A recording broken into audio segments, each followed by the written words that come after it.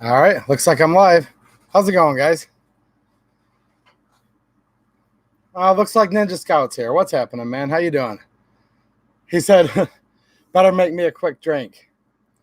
I don't think so. I'm not going to be too negative, but hey, there's a few things going on right now with famous gun channel Hickock45, the NRA, etc.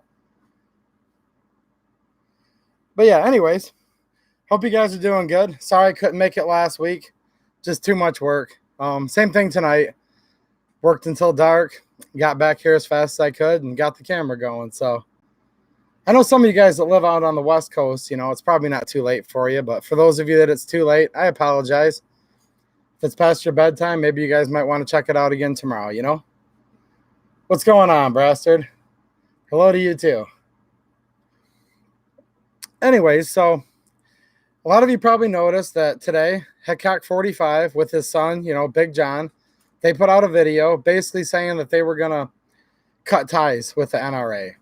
And as you guys probably know, they've been had a business relationship, I'll say, with the NRA for quite a while. Basically, they would encourage you to join the NRA at the end of every video, and there'd be a link there, and they would get some kind of kickback or referral commission, right? And look, lately, let's say the last month or so, it's really come to light that the NRA is pretty bad. Like, the organization's in pretty rough shape. A lot of squandering of money, a lot of wasteful money, a lot of kickbacks, inside, collusion. And when I say collusion, I mean the actual true sense of collusion, not like, what they were talking about with Russia and Trump and all that. But, in the truest sense of the word, there's been a lot of conclusion, kickbacks, backdoor deals. And basically it's been, revealed that it's an organization that doesn't answer to the members and doesn't answer to anybody, right? They're probably even violating some of their nonprofit laws and regulations. We'll see. Obviously, they're going to have their day in court pretty soon, it seems like, but pretty shady, right? So it's weird because all of a sudden everyone's starting to, jump on the bandwagon of the NRA sucks. And here's how I look at it. I think the NRA's always sucked, okay? Am I a member? Yes. Have I been a member for a while? Yes. But it's not because I ever truly believed that they were some tremendous group that was going to, help save our Second Amendment, or that they were like, a godsend or anything like that. I've supported them in the past. I've never really supported them. It's hard to explain. Yes, I'm a member because I believe that, I want gun rights, obviously. You guys know that. And if you want gun rights, and there's a huge gun rights organization, and most organizations are run by the members. I mean, that's how any good organization should be run, right? So why not be a member of it? I mean, there's some things the NRA's done in the past too, besides their lobbying, that they still do with, like, through their friends of the NRA and such, where they help teach kids to shoot. Most states, including Michigan here, if you get a CPL, which is our concealed carry permit, the NRA puts the guidelines up for that. So everything about them hasn't been all bad. But look, they might be a quote pro-gun group on the surface, but they've never really been pro-Second Amendment. And that's the thing. That's the kind of angle I wanted to take tonight on the NRA and with Hickock45 and all them. It's like, I hate to coin, a corny saying, but you guys remember that old song that said, I was country before country was cool? Well, I have to say it, guys. I've been calling out the NRA before it was cool. Go back and look at my old videos. I haven't been around on YouTube that long, but even, 6 months ago, a year ago, I've had streams talking about the NRA and how they've never really done good on any of their promises to get gun rights back or to expand our rights. No, their name has either been on or they've been, behind the scenes working to help for every gun control bill we've ever had. And this goes back to 1934 with the National Firearms Act. The NRA had a big part in that. And sure, people will always come back, and you guys are free to come back and say whatever you want. I'm not trying to get anyone mad here. You guys can disagree with me. It's fine. But people always come back and say, hey, but look, the National Firearms Act was supposed to also ban handguns, which it was, if you go look at the history. And they said, well, we won't ban handguns, but we're certainly going to ban those evil SBRs and SBSs and all that stuff. And not really ban, but highly regulate. See, that's the thing. Now we look at the NFA regulation. Well, yes, that's true. It's a regulation. It was more of a ban back then because $200 in 1934 was so many thousands of dollars in today's money. It basically banned any kind of NFA item for the working man. I mean, I think it was somewhere around $4,000 to $5,000 is what that $200 was the equivalency of back then. And how's it going, Francis? And yes, you've been there. You've been to every one, so you would know, man. Mike Sylvester, how's it going? But here's the deal. Just because every time there's some big ban and the ban wants to, quote, ban it all, if you look back, a lot of times the NRA was behind that gun control law. And then they come out on the surface and say, but we're going to try to clean it up a little bit and we're going to negotiate and try to make it where they want 15 things to be banned, but we'll negotiate away 5 of them. So there's only 10. I mean, this is what they've been doing for a long time, guys. You can go back to the 1968 Gun Control Act. You can go to the 1986 Firearms Owners Protection Act. That was never really intended to be passed because when Senator Hughes, the anti-gunner, put in the Hughes Amendment, which would ban machine guns, they thought, well, that's going to kill it. No decent Republican or supposed gun-supporting politician is going to vote for a gun ban in the name of a pro-gun bill. Well, they did, and that's one of the biggest things. The NRA sat there and still supported that it was passed. They still supported Reagan to sign the Hughes Amendment. They said, sign it, we'll fight it in court. They never fought it in court. They never did anything. And in fact, the NRA today, and for a long time now, their official statement has been, well, of course machine guns shouldn't be used. And I'll give you an example. This crap rubs off, you know. The NRA has been probably one of the worst things for our gun rights if you really want to look at it. And here's the perspective I would offer to you guys. The NRA, supposedly a pro-gun group, supposedly a gun rights group.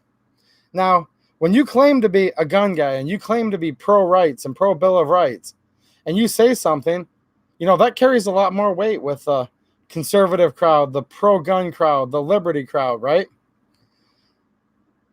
When you're, let's just say, for lack of a better word, I'm going to say Democrat. Now, there's pro-gun Democrats in real life. We know that. But in the United States Senate, there's no pro-gun Democrats. In the United States House of Representatives, there's not really any pro-gun Democrats either. So when I use Democrat in this context, guys, I'm talking about national politicians, not a so-called blue dog Democrat or some of you who may be Democrats but are pro-gun. Not what I'm talking about. So, you know, when a Democrat comes out and says, well, I'm anti-gun and I want to take all your guns, it doesn't really get as much credence because here's what happens. You've got all the people that are mainly on the left, right? Mainly the Democrats. And they'll say, hey, look, we're anti-gun, blah, blah, blah. So they're just catering to their own base. They're trying to all prove how anti-gun they are so they can get elected and they can win primaries and keep their power in the Senate or the House. But all of the, quote, pro-gun people, Republicans, conservatives, as soon as it's Senator Feinstein, as soon as it's Senator Schumer, as soon as it's Speaker Pelosi, right? As soon as it's Ocasio-Cortez, we all say, well, screw that. We'll never support it. And you know what? Most of the time, now this has been changing lately, most of the time the Republicans will all stand in lockstep with us, supposedly, and say, no, we're not going to pass the Pelosi-Schumer gun control bill because those are Democrats. That's the other side. That's the enemy. So, yes, it's dangerous when the liberals and the Democrats call for gun control, but it's not nearly as dangerous as when the NRA and President Trump work together for gun control. And I bring up President Trump. Well, he has a lot to do with the NRA because what he believes, he's a populist, guys. He just wants to be popular. He wants to win elections, right? And he's going to what he thinks is the organization that's representing most Second Amendment supporters, right? So he goes to, because he doesn't, I don't think he cares about the Second Amendment, guys. That's obvious. But he wants the gun owners' votes, and he wants the Second Amendment supporters' votes. So he goes to the NRA, and they say, yeah, sign the bump stock ban. We suggest that you do. Order it by executive action. The NRA tells him, yeah, we support red flag laws. Now look, since it's the NRA telling him that they support bump stock bans, Trump thinks that the 5 million gun owners and supposed Second Amendment supporters, he thinks that you guys, me and you and all of us supported the bump stock ban. Now, if it was Pelosi saying, I support the bump stock ban, and Feinstein saying it, which trust me, they supported the ban too. Don't get me wrong. Then Trump's going to say, no, I'm not going to do anything that Lying Chuck or Crying Chuck, and Crazy Nancy and all of them are going to do. He's not going to support it. So when the NRA gets involved and they say, this is what we find acceptable, and these 5 million voters, gun owners, Second Amendment supporters want, Trump thinks he can ban it, and we're all going to be fine with it. That's what the NRA does. Now, look, each and every Republican senator, U.S. House of Representatives member, same thing. NRA donates to their campaigns and says, look, as long as you only support the gun control we support, we'll still give you an A rating. And then they reassure the senator or representative that we have our annual rating system every year in our magazine, and our members are going to vote for who we tell them to vote for. So just support the red flag bills and support the bump stock ban. And who knows, maybe silencers are next, right? And you'll get these 5 million voters because they're fine with it and they're members of ours. So that's the scary part of the NRA, guys. When they say to do something again anti-gun, it actually usually happens. That's the big, big difference. So when I sit here and rag on Trump and the NRA, look, it's not that the NRA is any more anti-gun than Moms Demand Action, because they're not. It's not that Trump's any more anti-gun than Hillary, because he's not. The difference is Trump can talk Republicans into supporting gun control. And when he does it by executive action, they don't stand up. They don't rise up and try to, kick him off the stage, whatever they would do. They don't do that. Same thing with the NRA. When the NRA wants something banned, it gets banned pretty much every time. You know why? Because the Democrats already want it banned. So, of course, they're going to vote for the ban. That's a no-brainer, right? Well, it's usually not all, but it's usually a good majority. Say if it's even, 25% of the Republicans support it because they're getting money from the NRA. They feel they're getting voters from the NRA, right? They support it too. And we have such narrow margins in the Senate, and even when we had the House, there was such narrow margins that if 25% of the Republicans go with the Democrats and support gun control, it's over. It's passed. So, for all those reasons, that's why the NRA is so dangerous to the Second Amendment.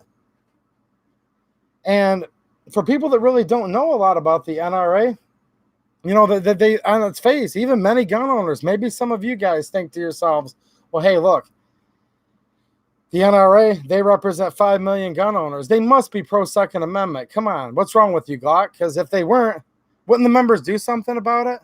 Well, that's what you would think, and that's where you might be wrong, because the NRA has established such draconian rules, and everything is so bureaucratic within there, and so communist almost. It's like a dictatorship is how the NRA's run, where the members can't do anything. All the members do, all of us, if you're a life member or you've been an annual member for so many years, first of all, I think it's too restrictive. I think if you're a member at all, you should get to vote. But it's almost a moot point. We vote for board members, right? And you vote for board members, and these board members get up there, and there's 76 of them. Now, half to 3/4 of them are FUDs. They don't care about the Second Amendment at all.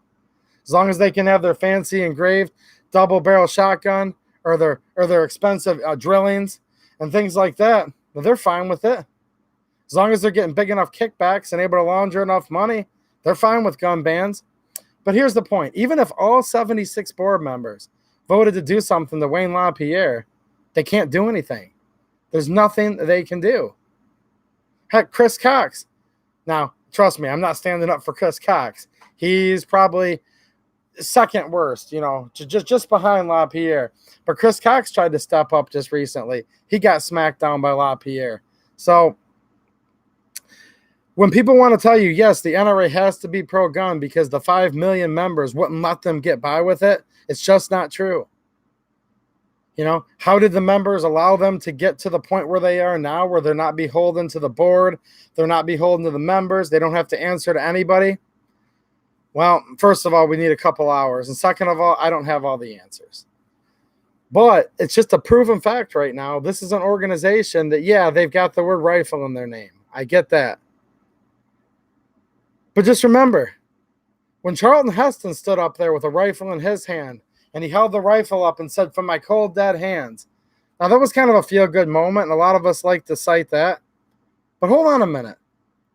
Charlton Heston, he held up a musket. So what does that really mean? Does that mean you're pro 2A? Now, you might have been pro 2A in 1776 if you held up a musket and said, "From my cold, dead hands." But in 2019, or in the 1980s and 90s, Charlton Heston era, was that being pro 2A to hold up a musket? I don't know.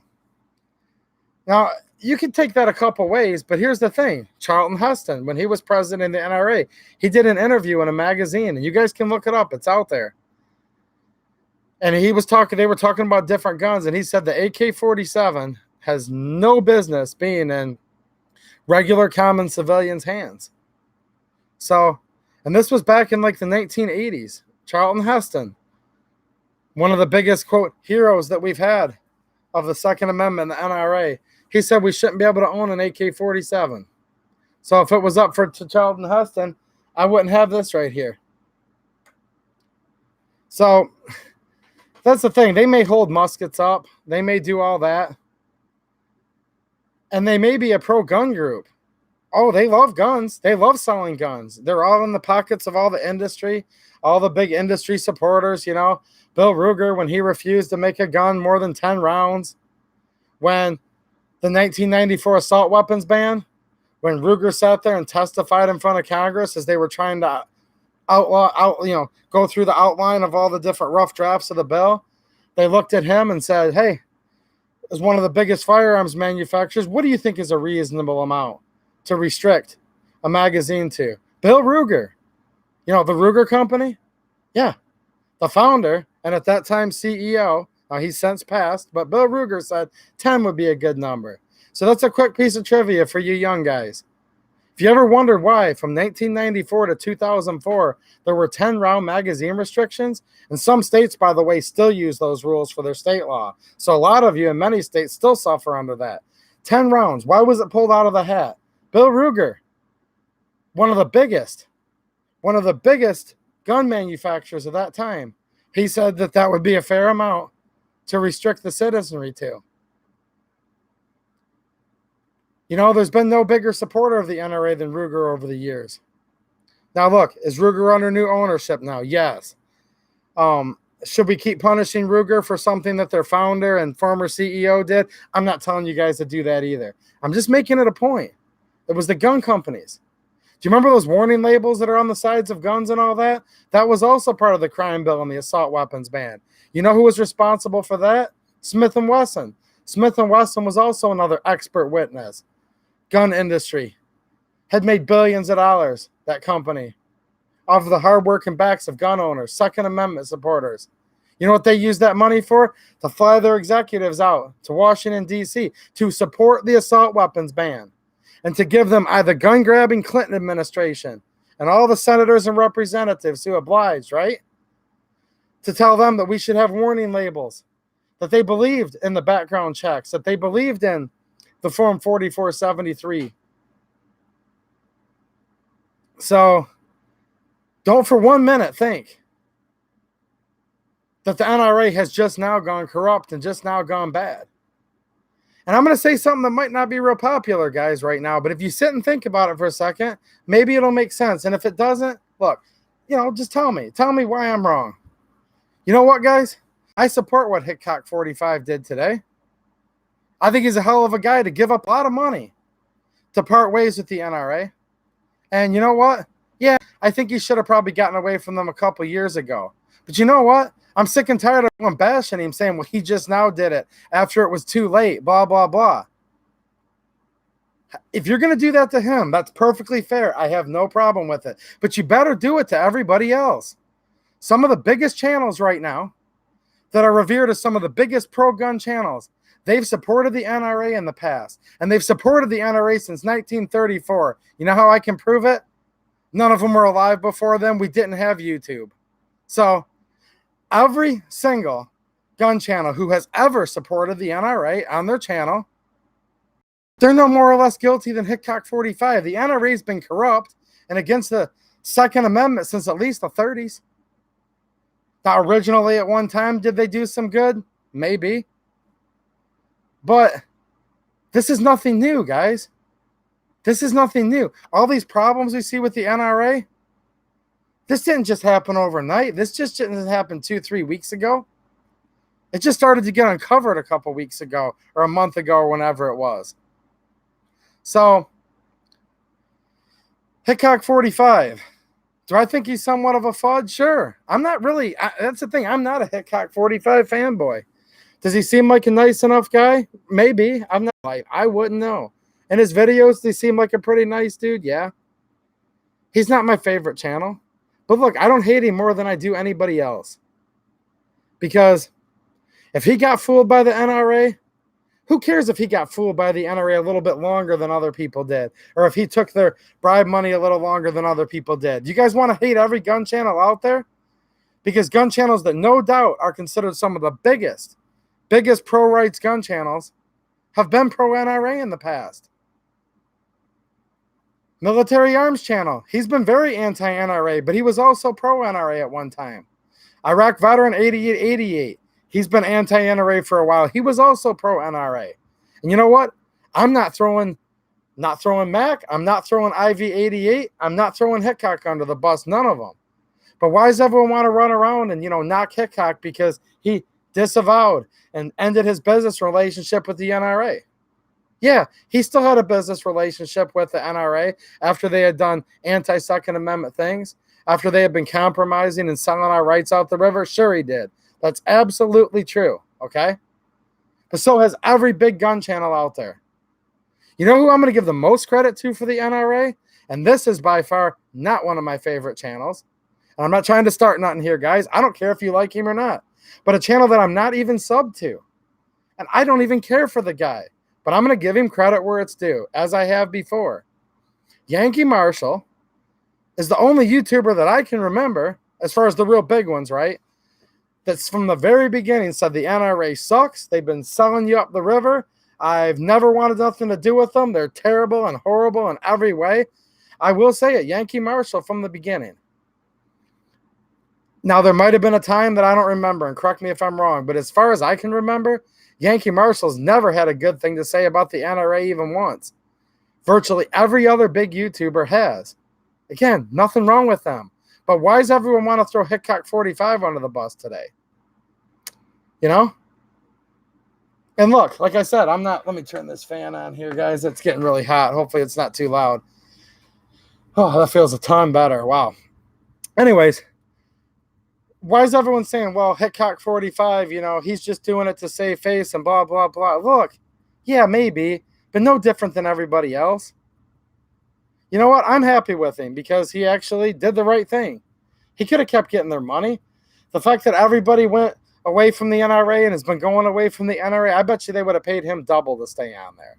So, look, I'm not sticking up for Hickock45 as a whole. I'm not trying to condemn all the other gun guys, but let's just be fair here. Every one of these guys that are against the NRA were in with them when they were corrupt.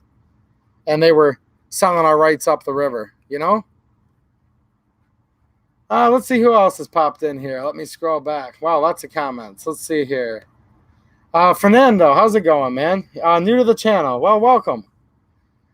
Hopefully you like what I do, and if you get too offended, well, you might want to stick around a little longer to make sure. No, I'm just joking. Let's see here. We have Desert Loner. What's happening, man? Thought I saw someone else in here. Dog Dad, what's happening? How you doing? Mike Sylvester, what's up? Oh, I said hi to you earlier, Mike. I'm sorry. Mike's just such a common name, Ren Murphy. How's it going, Ren? I think I said hi to you, Braster, didn't I? I hope I did. Mateo, what's happening? Mateo 674 this week. How's it going?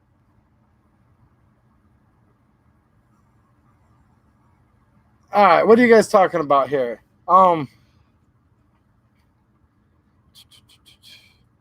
What do you guys think? Am I wrong about Hickock? I mean, look, it's a fine line. I'm not really trying to cut him too much slack. I'm really, really not. Not a big fan, guys. Really not. But look, he was pro NRA and now he's not. Along with virtually everybody else on YouTube that's a big gun channel. They've all gotten money from him. You know? What's happening, Fierce Mouse? You getting alerts again? By the way, they turned his alerts off. Anyone else have that happen to you? I know I've had it happen. Channels I subscribe to. I've been completely unsubbed from channels before that I didn't know about. And I was like, man, why hasn't so-and-so put out a video for the last few weeks? And then I go type them in, and I'm like, whoa, they've had videos out almost every day, and I was unsubbed. Or maybe I'm still subbed, but I rung the bell, and then you go back, and the bell's not rung anymore. You guys know what I'm saying? So it happens. I just know Fierce Mouse was saying that happened to him the other day. Okay, Albert McCall, what's happening, buddy? How you doing, man? You feeling good? He says, I have never been an NRA fan or member all of my life and never will be. Good man. See, Albert knows what's up. I've known Albert quite a while on here. You know, you've got Albert, Mateo, Francis, Brastard. These were some of the guys that when I had like, how many subscribers did I have at the time, guys? Maybe 20 subscribers or 40 subscribers or something. And I started doing the live streams just to hang out, and there'd be 8 or 9 people in here, including these guys. I'll never forget these guys, you know. And some others that I just don't see in here today, you know. But Albert's one of the original group here.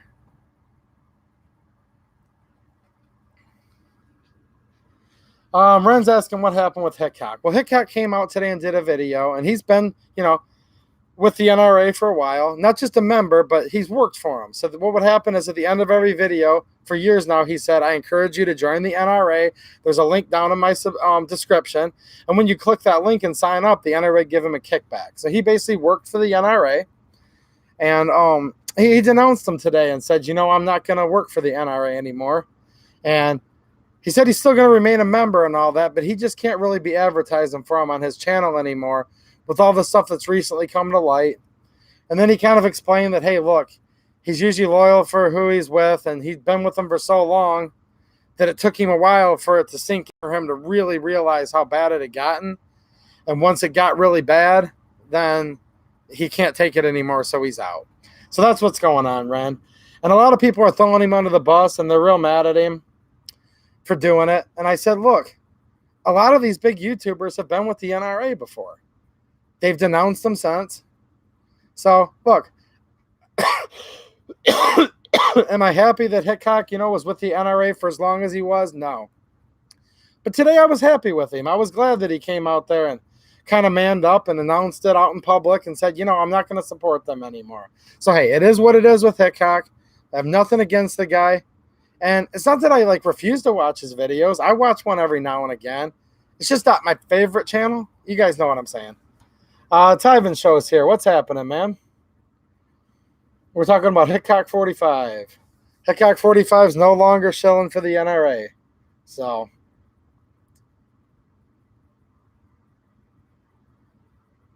yeah, Desert Loner brings up a good point. You know, he says, when I criticize the bump stock ban, quote, conservatives called me a libtard or Trump derangement syndrome. People are weird.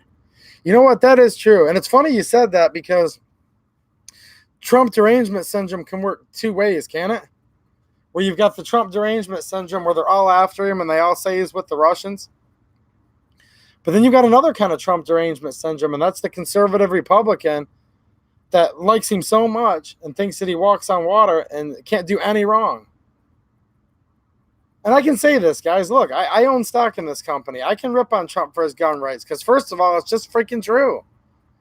That's the thing. If you tell the truth, people might get mad at you, but you don't have to apologize. Look, Trump's anti-gun, guys. End of story. I also voted for him. So if anyone's allowed to be pissed off about this crap, it's me. And I'm sure a lot of you guys feel the same exact way. You know? So Is Trump good on the economy? Sure. Do I agree with a lot of the things he wants to do for immigration? Yes. You could mention 100 other things about Trump. Yes, yes, yes, yes, and yes, right? But for the Second Amendment, no, he's not. And I don't get it, And I don't know.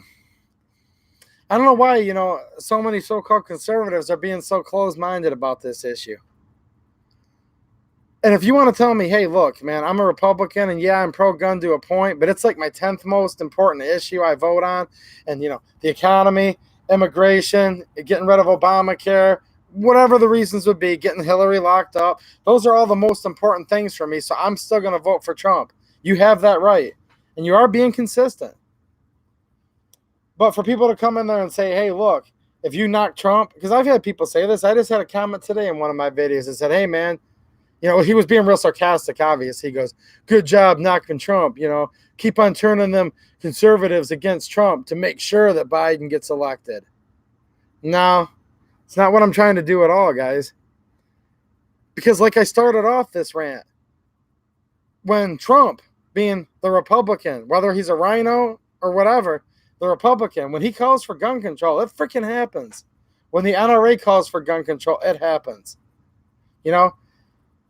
An enemy that's behind our own lines is much more dangerous than when they're out on the battlefield on the other side volleying shots at us. Because at least we have time to duck down underneath a rock and we can come back and fight back, right? And plan to fight another day. But when they're behind you, they can just come up and get you right in the back of the head. I mean, I literally felt like the amendment was giving one right in the back of the head. The Second Amendment when Trump did this bump stock ban. I mean, I've never even heard of anything like this in my whole life. I was a teenager when the 94 assault weapons ban went in place. I lived through all 10 years of that as a teenager and an adult, and I said, man, just to think that something like that could actually happen, and we need to make sure that it never happens again. Something just happened that's worse. Something was just taken away from us. No grandfather clause. No vote by our elected representatives. Gave more strength to that Chevron deference, which I'm adamantly against, both on a Second Amendment level and on a freedom level in general. Gave that much more clout and much more strength. Reiterated a bunch of really bad precedents. Made it where next time there's a ban, there ain't going to be no such thing as pre-bans and post-bans and neutered guns and, you can put the ban features back on, I'm kind of pointing in the other room. You guys have seen them before, some ban air guns I have. It's like there's a precedence now where if the Democrats want to take it, yeah, there's going to be a fight. There's going to be a fight in Congress. There's going to be a fight in the court of public opinion. There's going to be a fight every which way. We'll be able to fight it off. And maybe one of the Republicans will be able to get in there and put a sunset clause in it. Sound familiar? 1994 AWB, right? But when Trump's for it and the NRA's for it, there's none of that. It just gets banned. Did you guys see anybody try to go and pass a law? You guys realize that the only reason the bump stock was banned so swiftly is because there's no law, right? How many United States senators do you see right now that have put up a bill that says, bump stock bill. Bump stocks are not regulated under the National Firearms Act and fall under a firearms accessory. They could make that bill, right?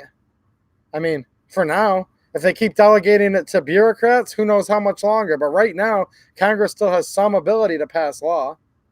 Now, they already passed the law, the National Firearms Act, with a clear definition. But with the Chevron deference, if there's kind of a tie between we don't know what to believe, what the law says or what the agency says, they go with what the agency says. But Congress still does, as of right now, have the ability. And look, I'm not being tongue-in-cheek, guys. When I say as of right now, I mean what I'm saying.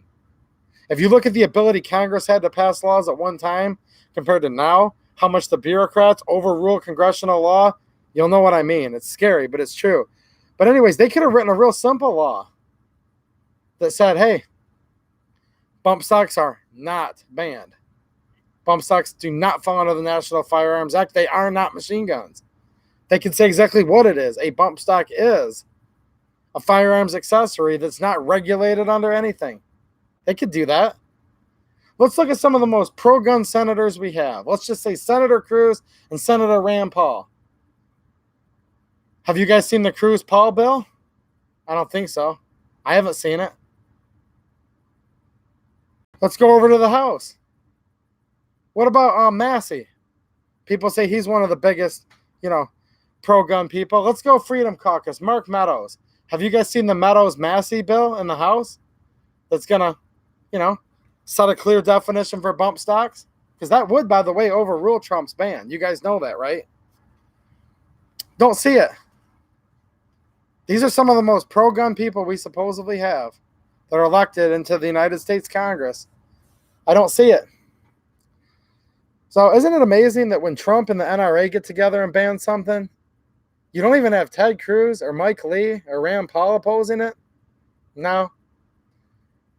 Not only have they not made bills against it, I've never even heard any of them get on TV and denounce it and say this isn't a good idea. They pretended it never even happened. So, you know what it's really, really coming down to nowadays, guys? Everyone's letting us down on gun rights. Everybody is. Except for us, except for each other. I was listening to the Hank Strange, podcast / live stream tonight. I think Hank Strange has got our back. I really do. I listened to him talking. His guests that were on tonight, I don't remember their names. There's a lot of us, just regular people, who are thinking the right way, but who the heck are we voting for? I mean, think about it.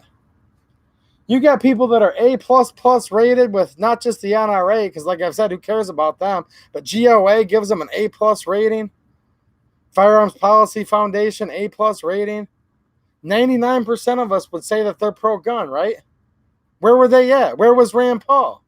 Where was Ted Cruz? Where was Mike Lee? I mentioned the most conservative, the ones that are supposed to be the most pro-gun people we've ever even had. Where were they at? They didn't even get on TV and say anything about it.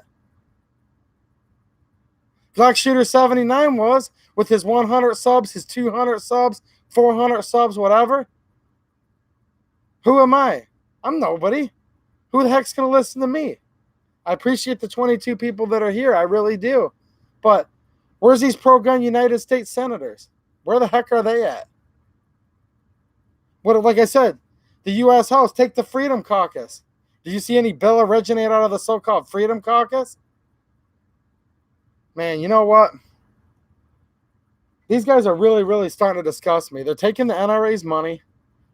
They're compromising away like the NRA does.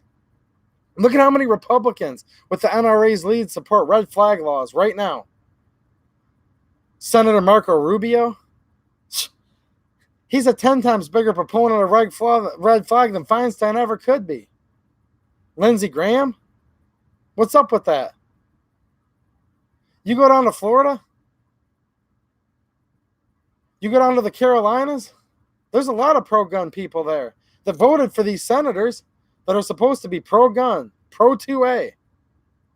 They claim to be both when they run. Every 2 or 6 years, you elect me, your attack on the Second Amendment will be over. I have an A+ rating with the NRA and blah, blah, blah. Where the heck are they now? You know what? If you live in Kentucky, call your anti-gun Senator Rand Paul and say, what the hell's wrong with you, Rand? Why the heck are you with Pelosi just sitting there keeping on mum that the commander-in-chief banned something? And didn't just ban it, but set tons and tons of ugly precedents. Say, Rand Paul, are you against the Chevron deference? You said you are, but you kept your freaking mouth shut while Trump. Who cares if he's this color red? Who cares if he sits on the same aisle as you? You're anti-gun, Rand, and guess what? I'm going to stay home and not even vote for you. And if the Democrat wins, good, because we'll probably have less gun control under the Democrat. If you're in Utah, how many pro-gun people actually live in Utah? I'd say enough. If there was enough of you that lived in Utah and called Mike Lee up and said, what the heck's wrong with you, Mike Lee? You're supposed to be pro-2A. You sat there and kept your mouth shut about bump stocks. You strengthened the Chevron deference. You made it where, let's take gun rights all aside. You know, how big of a proponent have we had? Let's go back to Rand Paul and Senator Mike Lee. They've been the biggest proponents of ending civil asset forfeiture. Well, what's the difference? Civil asset forfeiture, terrible, terrible, terrible thing. I'm glad that they're against it. Millions of bump stocks were just taken from people, melted and crushed. destroyed, turned in, not one penny given back.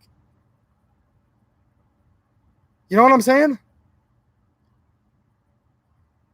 And this is interesting because, of course, you guys are probably kind of taken back by what I'm doing. You know what I'm saying? You want me to sit there and rip on Pelosi and rip on Feinstein and all that. Well, no, that's too low-hanging fruit. Of course Pelosi's against your guns. Of course Feinstein's against your guns. How successful have they been? Not very good. You know, I've heard some of the best speeches ever out of the mouth of Senator Rand Paul. And by the way, I have a lot of respect for him. But he sits and talks about how we need a smaller government. We need this. We need that. Where was he at for the bump stocks? Which, by the way, for those of you that didn't follow the bump stocks and are a little newer to the channel, I did tons and tons of videos about this when it was going on. The bump stocks are not just bump stocks. It covers everything, guys. It covers all these triggers. It actually covers the old 1897 shotgun or the old Ithaca 37 where you can hold the trigger down and slam fire it. Read what's actually in that bump stock ban, guys. It covers so much more than that. Just because Trump wants to get reelected right now,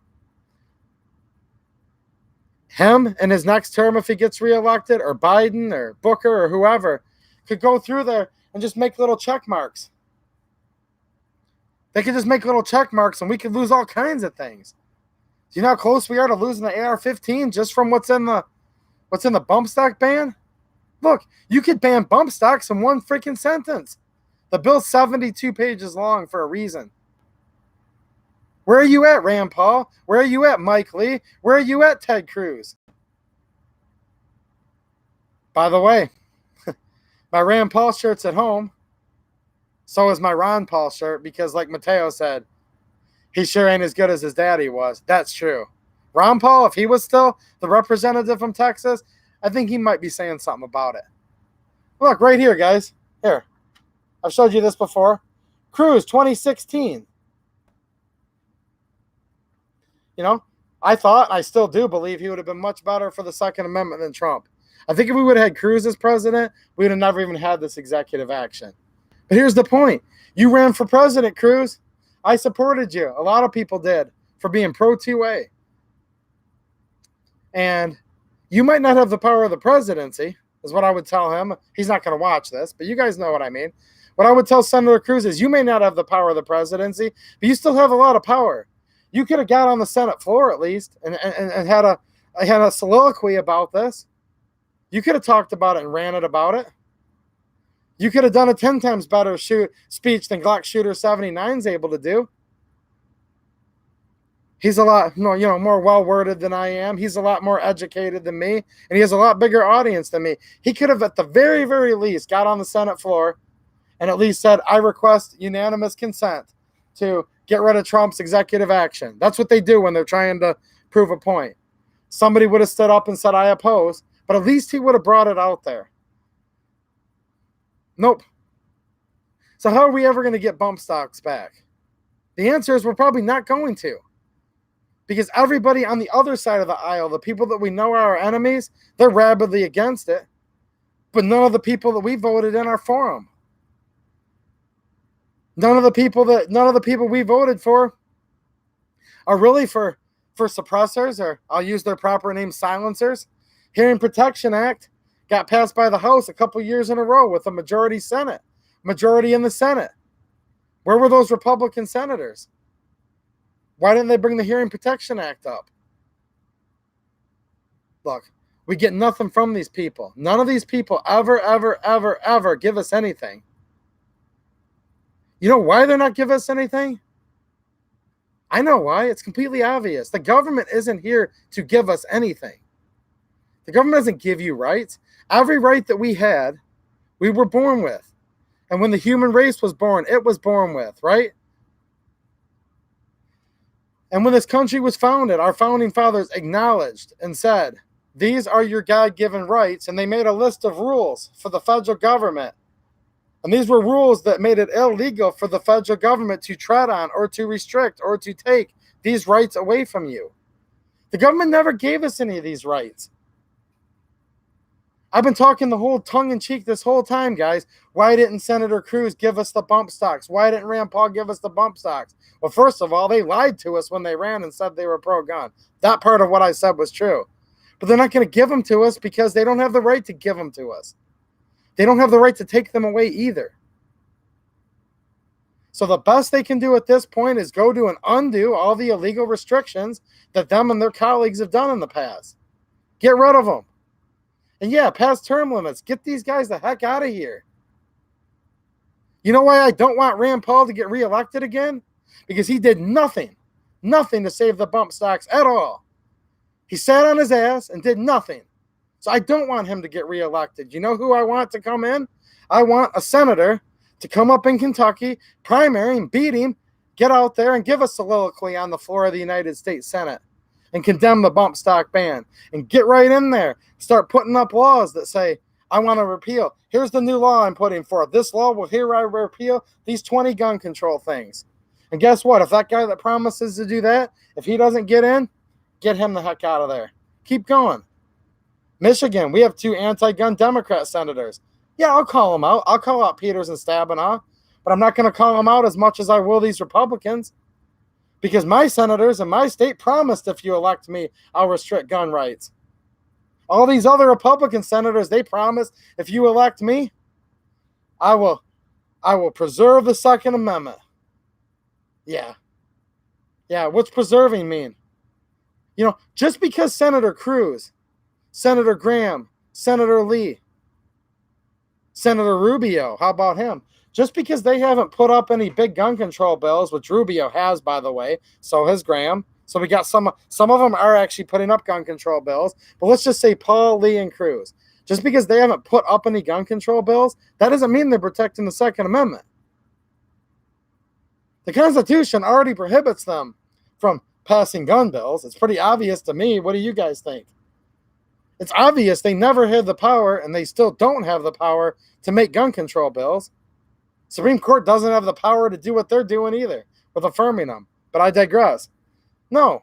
If you're pro-gun, that means you need to get in there and get rid of gun control bills. Don't these guys get it yet? Don't they get what the Tea Party movement actually meant? It meant we want less government.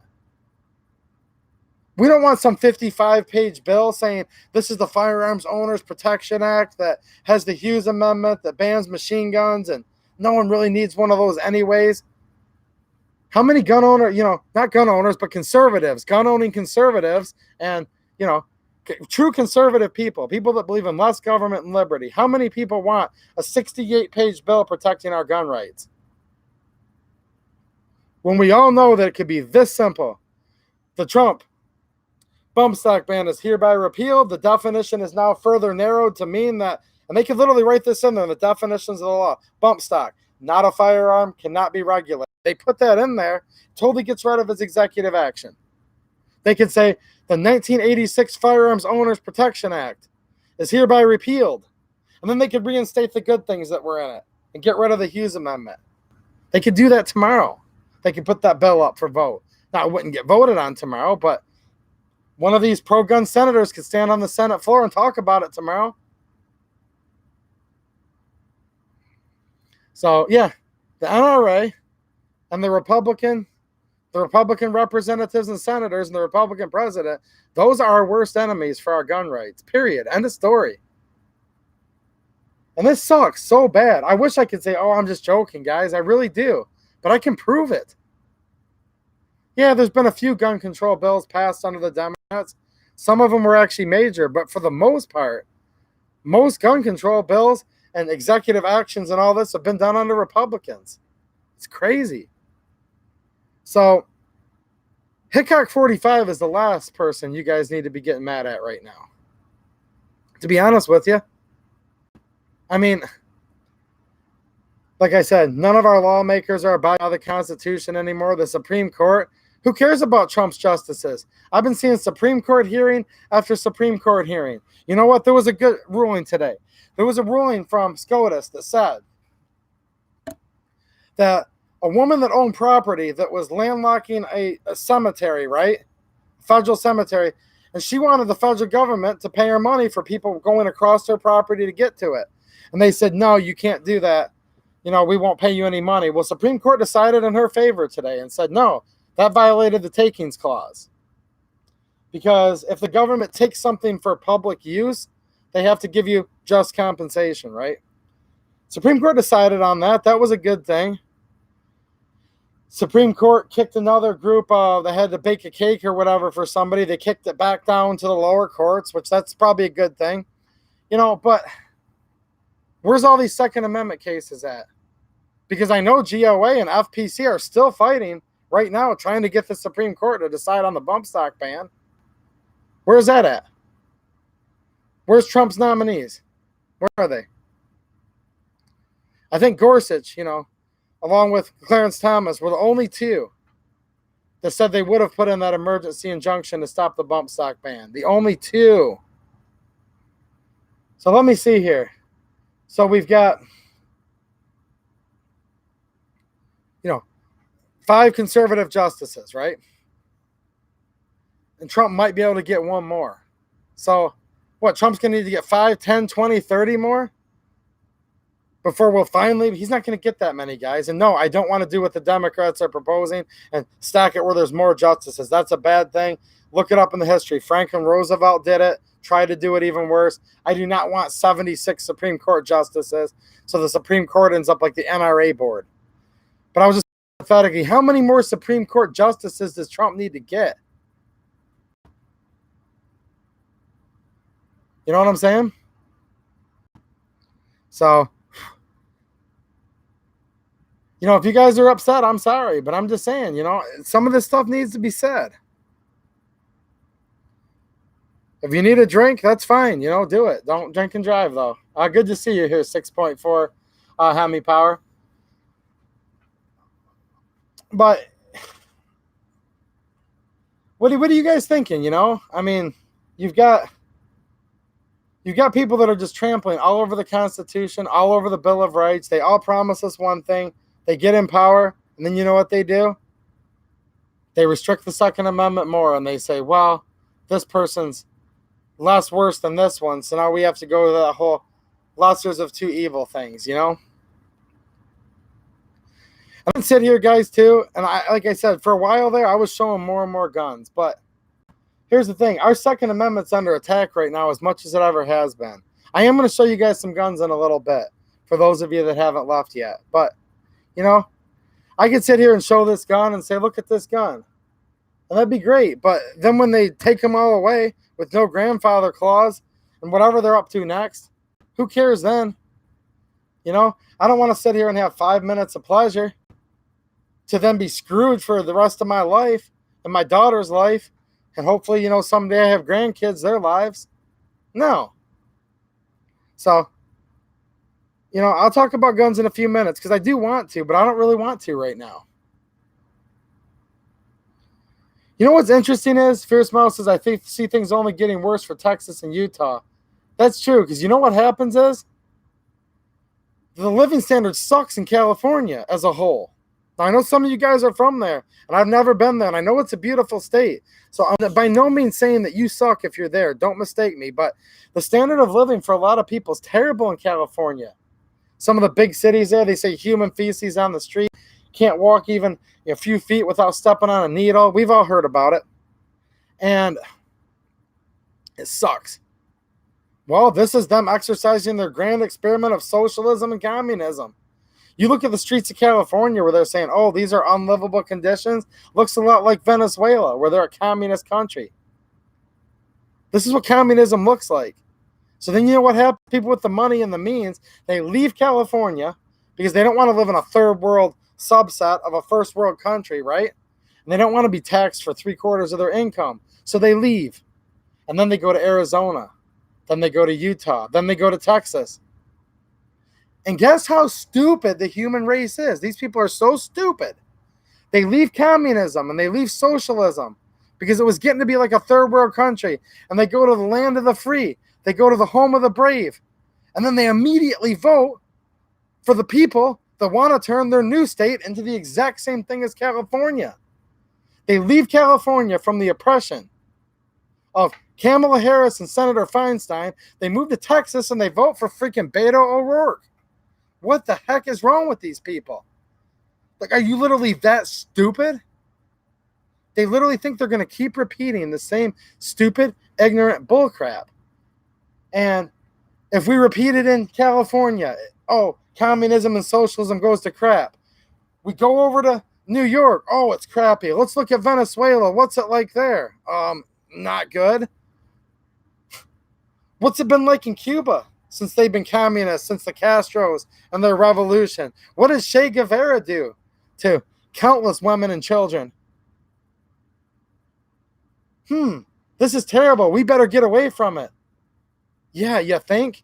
So let's run right to Texas and try to make it just hell-bent to vote for the same exact people that are just as radically communist, socialist as the people we fled from. How freaking stupid is that? I don't even understand it. I mean, what would you guys do? Would you basically be like, oh, I'm out in the ocean and I'm swimming along and there's a great white shark. I narrowly escaped it. Somehow it was a miracle. I got back in the boat just as it was ready to bite me. Awesome, right? This is a good guy that did this. And then he's going along in his boat, looks down. Oh, there's a Portuguese man of war, and he does a swan dive right into it. And then he dies. And nobody knows why. Well, I didn't know that would happen. Of course it was going to freaking happen. You left a place that was terrible, a hellhole, run by a communist regime. And then you go to a state that's still somewhat free and you vote for Beto O'Rourke. Are you freaking kidding me right now? What about Arizona? What about Arizona? Where that one that was, what's that senator's name? I can't even remember it now, that beat McSally the first time. Now, there ended up being a special appointment. She got in as a senator anyways, but that radical, gosh, what's her name? The other senator, I can't think of it now, from I guess now it would be the senior senator from Arizona. She actually won a Senate race. Sinema was the one that got appointed afterwards. Or, I'm sorry, Sinema. Yeah, Sinema was the one that won first. You're right. You're right, poor conservative. Then McSally got the short term, the partial term. Yep. Sinema. She was a real tool. Real piece of work. She's a senator of what was, last time I checked, Arizona was a free state. Is it still? So, but you know what happens, guys? I'm on this whole rant to say one thing. Yeah, we can go after Hickock45 all we want, but if you think Hickock45 is the reason why the Second Amendment's in shambles and why we're losing our rights every day, and it's going to take a miracle to get them back, then you're freaking stupid. If you think Hickock45 is the biggest part of our problems, then whatever. Throw him under the bus all you want. Make sure you keep donating to all your senators. Make sure you wear your MAGA hat. Do everything you can to get Trump elected. And then you can blame Hickock45 when the next ban happens. When Trump signs the next executive action, and I just spit on my microphone, guys. You guys can blame whoever you want. I don't really care. And I'm not even, that's the thing. I'll say it one more time for the guys that just came in. I'm not sticking up for Hickock45. It's not even like that. But what I am doing is I'm just simply not throwing him under the bus. First of all, I don't really care. But second of all, do you know how many people that have actually, learned safe handling of guns for his channel? He has done some things to help the Second Amendment. I just have to give the devil his due a little bit. But when people really think, when Kristen Sinema is a complete joke. And the thing is when people like that are winning in Arizona, and then even places that are hard red, right? Romney and Lee, let's just say. Where was Senators Romney and Senator Lee? Can you guys even think of a redder state than Utah? Where were they at? I thought this was a lens cleaning wipe, but it's actually a wet nap. I'm afraid I may have made my camera a little more blurry. Let's see what else I got here. Maybe I can use my shirt sleeve. Hold on a second, guys. I just saw there was a smudge right in the middle of it a minute ago that I wanted to get rid of. All right, that looks a little better. All right. There's probably been some people pop in here since I've not really been looking at the comments a ton. And look, guys, I know I'm asking you questions and then I just keep ranting. I'm sorry. But I do go back and look at these comments later. So as much as I'm ignoring you guys, I'm not either. I'm really not. Let's see who else has popped in here. I know I saw somebody new. Where are you guys at hiding? Switch Pods here. What's happening? 6.4 liter Hemi. How's it going? I think you left, but if you're still here, nice to see you too. Armed Apes here. I still hardly recognize you, man. You don't look yourself. I've never seen him in real life, but his avatar doesn't look himself. Now, I know I saw somebody else pop in here. Did I see Tree Guy somewhere? Thought I saw Tree Guy. Walter Miner's here. What's happening? Mark Foley. What's happening, Mark? Get it off my chest.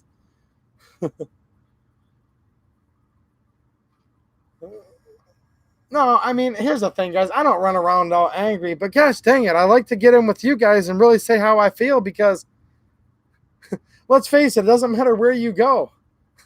You turn around and you're just outnumbered. You know, they say there's 300 million guns in America. Okay, there might be. There's probably more than that, to be honest. Is there 300 million Second Amendment supporters? Heck no. Is there 100 million? No. Heck no.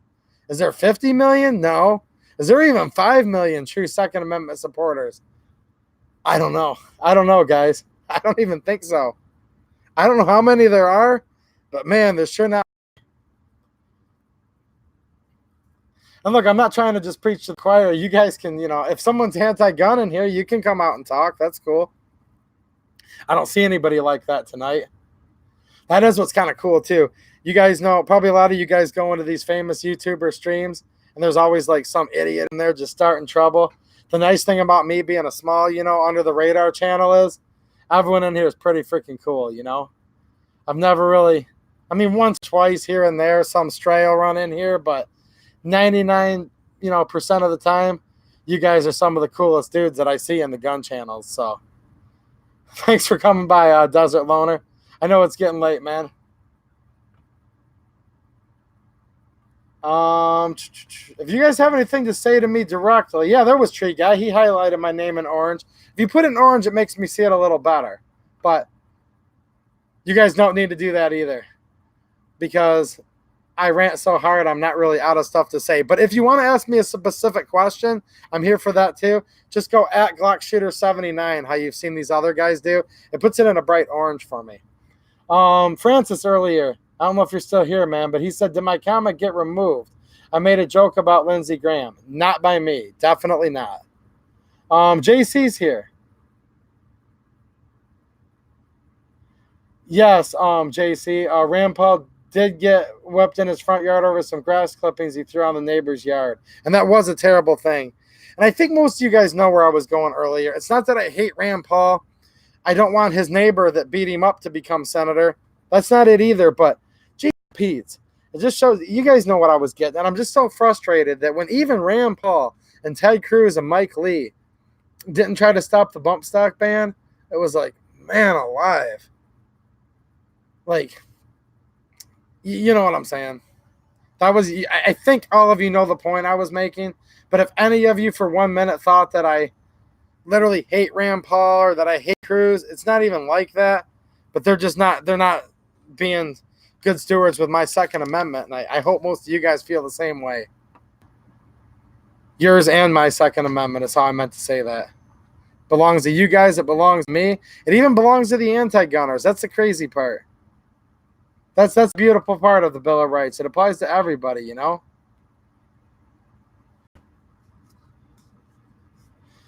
Oh, looks like Francis just got another, got an SKS, a 1952 Tula, all numbers matching. Nice, nice. I'm going to take a real quick break, guys. There you are, Tree Guy. I knew you were around somewhere. Us landscaping guys got to stick together, don't we, man? How many of you guys work outside? I know Tree Guy does. Who else works outside in one regard or another, with your hands, with your body, with tools, whatever? I'm just curious. I could care less. I worked in an office for, part of my life too. So it's not that don't even have any favorites. Just wondering who works outside, how much rain you guys have had this year, because it's been pretty crazy where I've been. Francis does. Yeah, Fierce Mouse said it best. I have zero loyalty to any politician. That's really the way to word it, because are there any good ones? I don't think so. I think the best we get nowadays is like, who's the least worst? We're back to that stupid least worst example again, aren't we? Anyways, amongst yourselves, I'm going to take a real quick break. When I come back, I do have a couple guns to show you guys. The 1898 3040 Krag. Any fans of those here? I'm going to show you guys one of those I just picked up. I also brought in a couple other quick things to show you guys. So I'll be back, probably go for another 20 minutes, half hour or so, and show you guys a couple guns. Because trust me, I still like guns too. I might like ripping on politicians and ripping on Trump and ripping on the NRA more. No, I don't really like doing that stuff. I just feel it needs to be said. So what I really like to do is talk about guns and all that. So I'll be back in a minute, guys.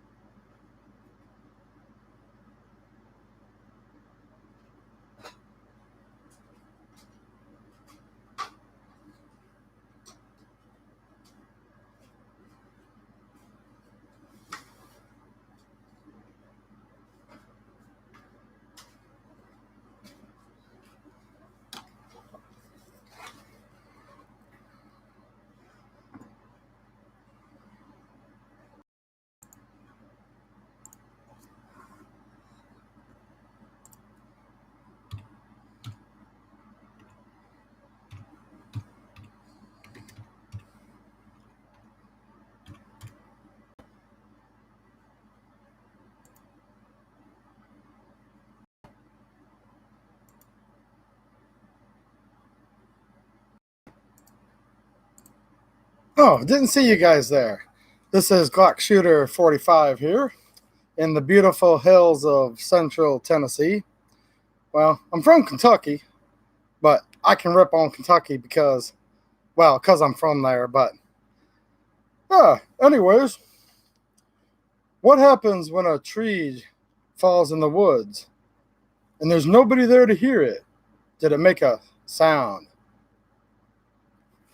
Did I do a good Hickock45 impression?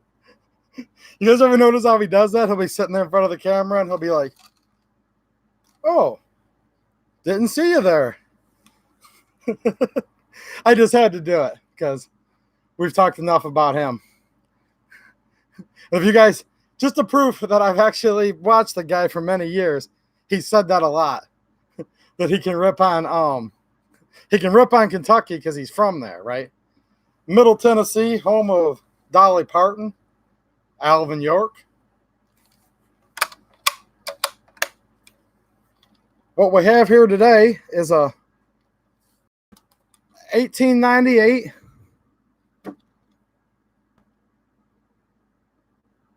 Krag Jorgensen. Okay, I'll stop the stupid accent because I can't do it like he does. But you guys familiar with these? This is another one of those where the gun's so freaking long it's hard to get close enough to focus. But model 1898, Springfield Armory. This particular one was made in 1901. Now let's see if I can get enough room here to get back in there. It's a long rifle.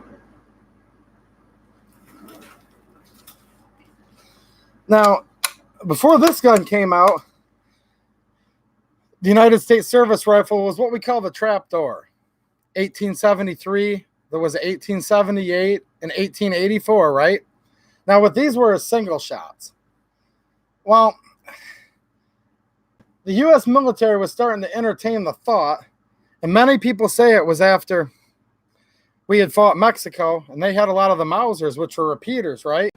And they were kind of kicking our butts a little bit. Well, they had repeaters. The Mauser was a much more advanced design and came out right around the time. That's what's amazing. You know, you figure the 1873 trapdoor, single shot rifle, right? Well, the Mausers came out, what, around 1870 or so? What we look at as the semi-modern Mauser design. So our service, you know, our armed services were kind of at a disadvantage as far as firepower and the ability to actually repeat fire rounds, right? So the Krag Jorgensen here, what's interesting, this, I'll give you guys a couple quick tidbits on it, is it has this unique magazine, okay? No, Ryan, how's it going, man? Not the same Springfield at all.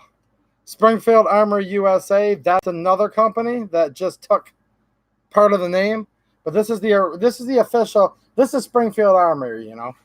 This has nothing to do at all with that other company. But yeah, so this is the gun that's kind of known for having a unique magazine, right? So what you do is you just grab this side loading gate, open it up, and I should have brought some ammo here, guys, but you just feed the ammo in here one at a time, 5 rounds, and the ammunition kind of comes around in a circle and ends up coming, so it comes in here, goes down underneath, and then it pops back up on this side of the magazine for the bolt to catch it, right? Now, what's interesting about this is there were 2 fellows named Krag and Jorgensen, right, that are credited for designing this rifle. But their first actual patent they registered was actually on the magazine, not on the gun itself. And their original patent was actually a 10-round magazine. So they had planned on using the same design originally that came in from the side, but it would have come down a little bit lower on the bottom and come around the other way to get the 10 rounds in. Well, from what I understand, the way they looked at shooting rifles back then, it was very important that when they shot from the prone, so laying down on the ground, right, that they didn't want anything protruding down. Now, by looking at the original patents, the original blueprints, this would have probably only gone down about an inch. But at the same time, they didn't want that. They were more concerned with having the magazine, because this is properly the magazine for the gun here. the magazines both, it starts here, and then like I showed you earlier, it curves all the way up to here. This is an internal, internally fed box magazine. Now, they were willing to sacrifice the 5 rounds just so that nothing protruded whatsoever from the bottom of the rifle. If it was me, I think I would have taken the 10 rounds. What do you guys think? But they started off, like I said, originally with a magazine, and they wanted to present it to the United States, military, to the Army at the time. And it's still that way today, guys, as a whole. The Army's usually who originally makes the decisions as what's going to be our frontline service rifle. So the reason I'm talking about the Army specifically is, yeah, the Army was the ones that were looking for a new service rifle to replace the trapdoor, and they liked the magazine, but they said take it down to 5 rounds. Well, they also needed a host for the gun. So they were looking at some of the Mauser type actions. So this is a little bit like a Mauser action, and there's different reiterations of this too with different locking lugs, and I don't want to get into a big thing. CN Arsenal did like a 2-hour video just on this alone. But to make a long story short, they basically modified a rifle around this magazine. That was the original selling point. So 5-round mag. This shoots what's called the 30-40 Krag. And 30-40 Krag, that's kind of an old holdover nomenclature. This was one of the last U.S. cartridges where we actually used the old like black powder nomenclature, right? So if you guys back to, you guys are familiar with the 4570. So back to the old trapdoor I was just talking about. Well, 4570 would mean 45 caliber, right? With 70 grains of black powder. Well, this gun here, chambered in 30-40 Krag, that's back to the old 30 caliber with 40 grains of black powder. So that's what that means. Anytime you hear 30-30, 30 caliber, 30 grains of black powder. So this cartridge is a little bit bigger than a 30-30, to put it into perspective. As far as performance goes, not quite a 30-06 either, but certainly probably a little more. I mean, someone that knows more about ammo than me can correct me, but just in simple layman's terms, I think it's fair that you could put the 30-40 Krag in between a kind of a 30-30 and a 30-06-ish. Really smooth gun. Walnut stock like you would expect on most rifles from this area. There's a cartouche here. Let's see what we can see.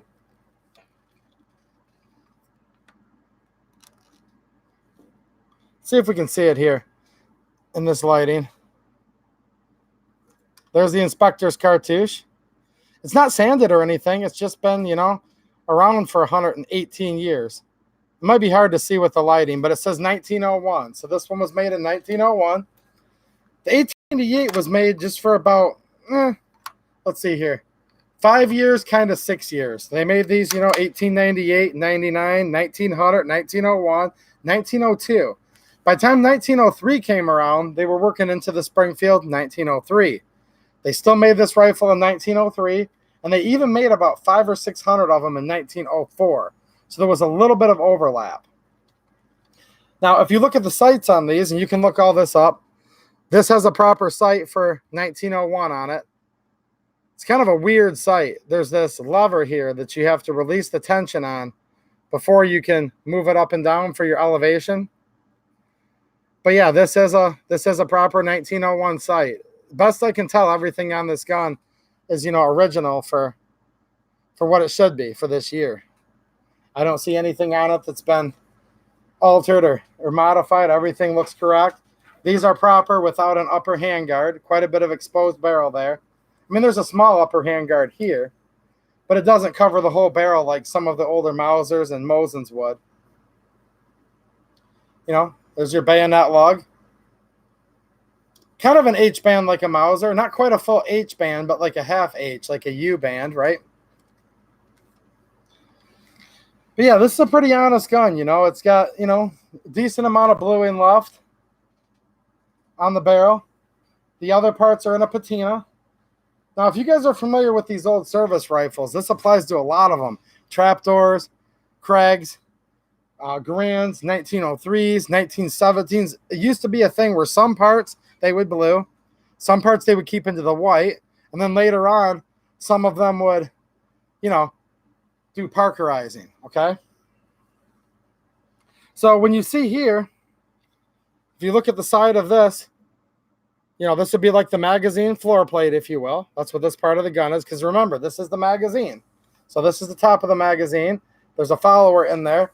This would be your magazine floor plate. I know it seems weird, because usually your floor plate's on the bottom, but this is more of what you call a patina, because this part of it here wouldn't have had the same bluing on it that the other parts of the gun did. So you can see, here's a perfect example. You can see the bluing on the receiver and then just the patina on the bolt. The bolt was in the white when they made it. And after years of just kind of oil and then oxidizing and things that occurs, it's not rust. That's not what it is at all. It's just referred to as, you know, natural patina. But look at that tight grain walnut, black walnut. Beautiful wood. Dog Dad, am I going to turn on super chats? I will, but I can't because I'm not a monetized channel.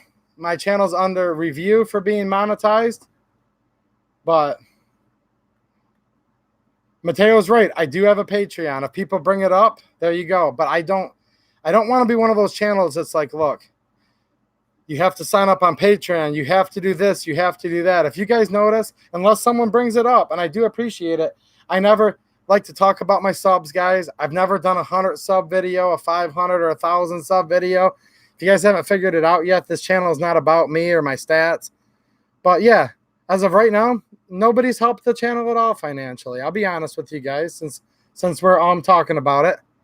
I've had a Patreon up for about 5 or 6 months, and the link to it is in the description. And again, it annoys me when people beg for money. I've never begged, and probably because I don't beg, I've never had anyone donate even 1 penny. But hey, if you would like to, I do have a Patreon, guys. And thank you, Mateo. Mateo says, congrats on reaching 1,000 subs, 1,050 to be exact. Yeah, I did just recently pass 1,000 subs, guys.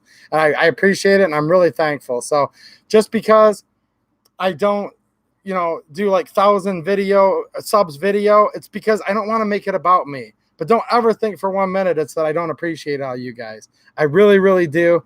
Every time I get a new sub, it makes me smile. So appreciate you guys like crazy. Love hanging out with you guys. I just get sick and tired of listening to all these YouTubers that are just begging for money and talking about their subs all day. But thanks for bringing it up, guys.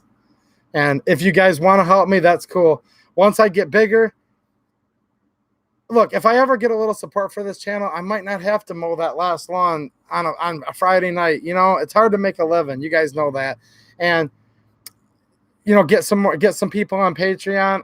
I don't have any problem providing Patreon content. But in full disclosure right now, the fact that I don't have any, it's just a tip. So if you'd like to tip me and you look at it like a musician in a bar and he has his guitar case out and you just like to tip me because you appreciate the content, much appreciated. It's got to start somewhere. But as of right now, I don't have any Patreon rewards, guys. But if I get enough people on Patreon, then yes, I would start giving rewards or whatever people like. So just realize that right now. I appreciate a couple of you offering to, you know, support me. But right now, please just consider it a tip if you'd like to tip me. You know what I'm saying? And thanks, guys. I do appreciate it. Now, the way this works, for those of you that don't have over 1,000 subs, I know Dog Dad, who started this conversation, he definitely does. And for those of you that are kind of new here and don't remember, do any of you have dogs? If you do, and you're concerned with your dog eating healthy and all that, raw diet, natural diet, go to Dog Dad's channel. He's right here in the chat, guys. You can click on his channel.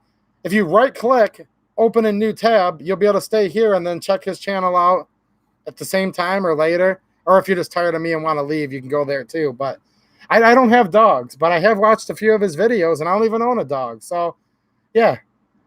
Looks like a really interesting channel if you guys are concerned with the quality of food that your dog eats and all that. XSplits here. What's happening, man? Orion, I think I said hi to you earlier. Looks like you popped in here. Yeah, Duck said he said, I've always wanted a U.S. service rifle collection, starting with a Krag. See, I started mine with the trapdoor. I do have a trapdoor. The Krag's been a hole for a while. So we've got the trapdoor, which is not here. You know what I should do? I should do a U.S. service rifle stream one day and bring them all here and kind of show them one at a time. That'd be fun. Because I've got the Krag. I don't know, is there anything else I need to show you guys? Take another peek here. There's the buttstock with the little trapdoor in it. Yeah, this rifle's all here. I'm not bragging about it. It's not a museum piece, but I do like it because it's authentic, you know? I like authentic, original guns when it comes to these. Definitely don't want a sporter, none of that. Nothing against a sporter if you have one. It's just, you know, I like a regular, you know, authentic. And these proof marks are pretty good. I mean, this is right where somebody would be keeping their hands. So you can see a little wear here. But I definitely don't see any signs this stock's been sanded on, like at all. You can see the proof mark right there at the wrist of the stock. So yeah, I like it. I'm going to set this aside real quick.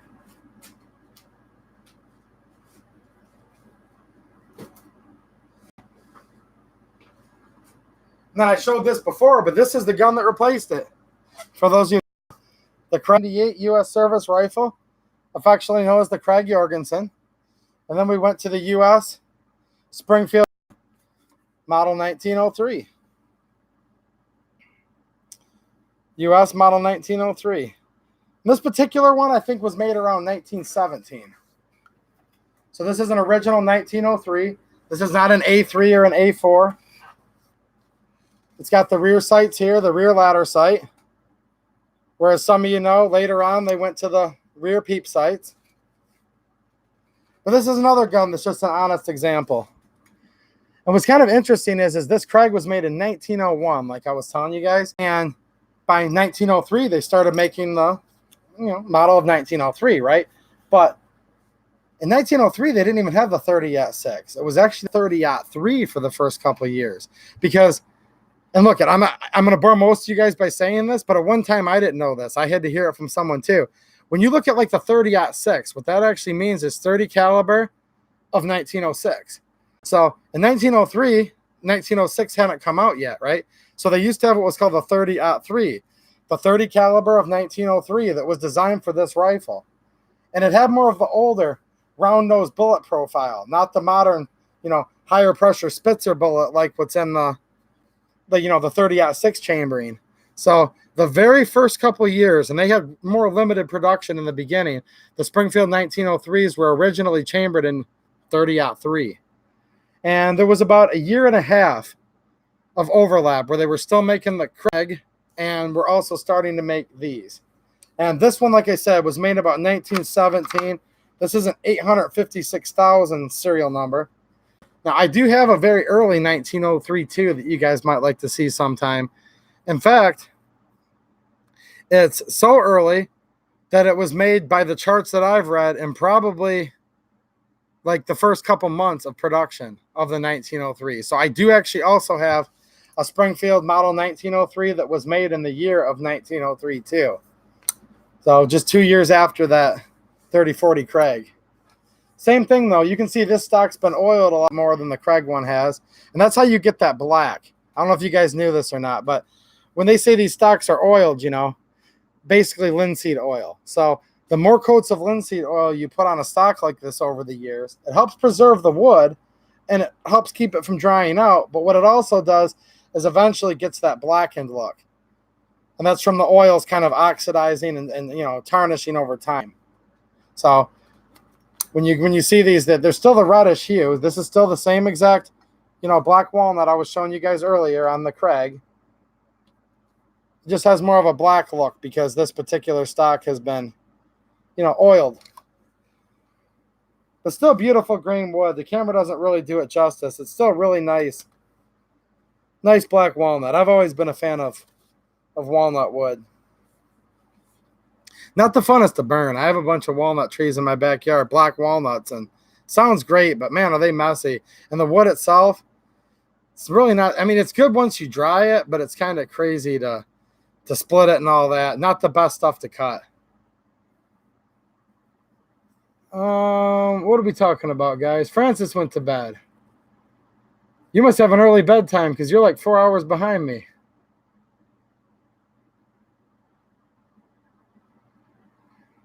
Let's see what we're saying here. Mark Foley says, I need a dog. He or she will love you and lift you from your political depression. I don't have political depression. I just want to get it out there to you guys, you know? Don't worry about me. I'm a happy person, guys. But I do have two pet goats, two pet pygmy goats, and those are my dogs. So trust me, I understand having pets as companions and buddies and all that. Mine just don't have to be dogs. It's a couple pet goats. Any tips on getting your CNR license? No, I'm not really the big expert on that. I don't have a CNR, so I don't know. But I'm familiar with exactly what it is. I do know one thing, though. If you take, you see a lot of these that are sporters. If you sporterize a gun or drastically change it, it no longer qualifies as a CNR. Just a quick piece of advice for you guys there. What are you guys +1 and you guys on? Let's see here. Oh, yes, I should. Okay. Poor Conservative said, yes, you should. And then you guys are talking about me doing U.S. rifles, I think, and a couple +1s. All right. Yeah, I like some of the yours, too. Poor Conservative has a 1875 Otis Smith. And I think I've answered a couple of your questions, but if I forgot to say hi, how's it going, Poor Conservative? I think it goes without being said, but I still wanted to say hi to you because I like you. You're a buddy of mine.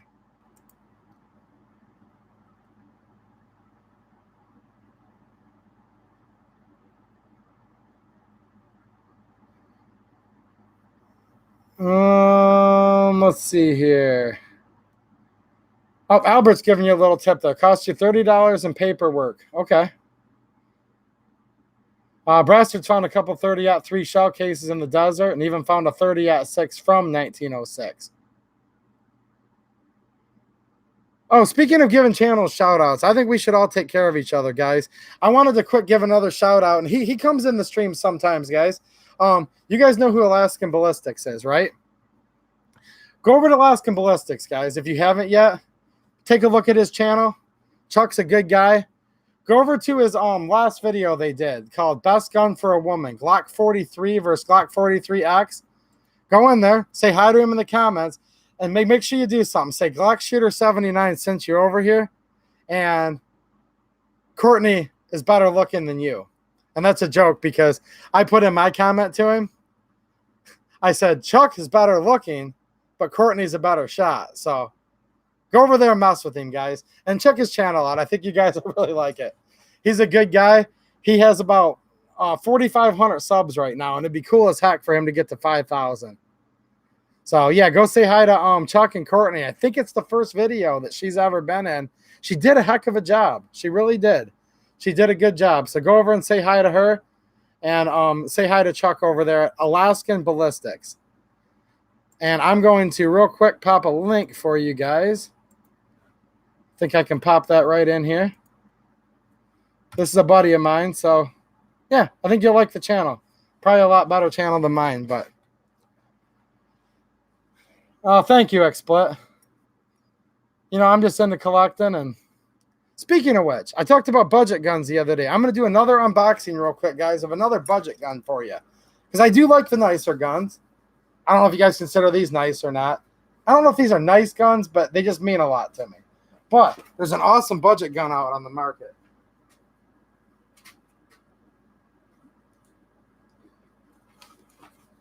So, for you guys that have been watching the channel for a while, you guys know that I like kind of, Milsurps and CNR type guns, right? And I also like Tokarevs. So, this one I got a while ago. And I paid a little more, but right now, if you go to Classic, put their URL, you just go find them. They have $175 Romanian Tokarevs. And here's one right here. I've already showed you this. This is not it. I just put it in the box because I was bringing it into the shop today to try out some snap caps. But here we go. Just took this out of the box. It just came in a plain box. This is one of those that they have at Classic right now. And it's got like a quart of oil on it. I only know that because to do the 4473, we had to take it out a little bit to get the serial number. So let me get myself a towel here. But this is literally how it came. Now, these are $175 right now. No, I didn't buy a Sky. I don't like Sky. That's cool. Go telling Glock Shooter 79 sent you over though. And you have to remember, you can do whatever you want, okay? You can say Chuck's better looking than Courtney, or you can say Courtney's better looking than Chuck. Your choice, but you got to mention their looks because it's just a joke we got going over there. And if you watch the video, you'll know what I mean. They're as in each other. But this thing has like a quart of oil on it. But, and this is mainly the first time I'm really looking at it with you guys here. Yes, I did, Brassard. But yeah, I'm literally just really, I mean, this is the first time I'm wiping the oil off. This gun is mint, guys. And I did not pay for a hand select. I did not pay for a hand select. I did not pay for any additional add-ons. I'm already noticing this is a 1953, which I have about 4 or 5 of these Yugos. Not Yugos. Someone just said Yugo. These Romanians. And every one I have happens to be a 1953. Well, there you go. You can see that little Romanian triangle proof mark, like what's on their AKs. 1953. If you have a Wasser that was made, you know, up until a few years ago, you'll see that same triangle proof mark there, guys. But oh my gosh, isn't this thing a beauty? I'm still wiping oil off of it. What's happening, Richard Hughes? Speaking of old school, guys, Richard's been watching these streams since I had like 40 subs too. So nice to see you, man. Met Richard over on the Hank Strange, the Lifestyles of the Locked and Loaded, you know. Richard's a guest on there sometimes and certainly a regular. I was listening to Hank and them again tonight.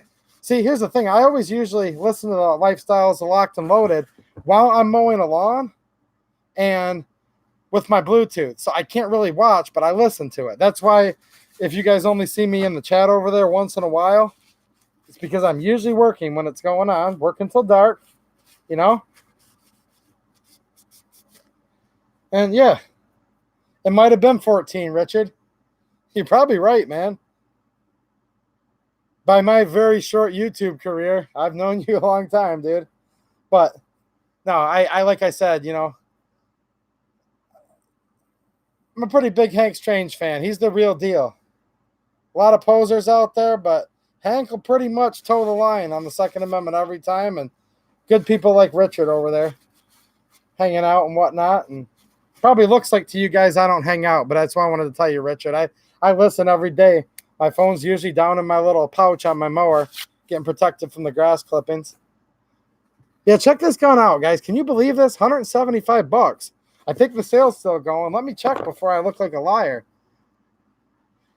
I was just looking at this last night, and I'm just going to tell you guys classic firearms, okay? I can say that.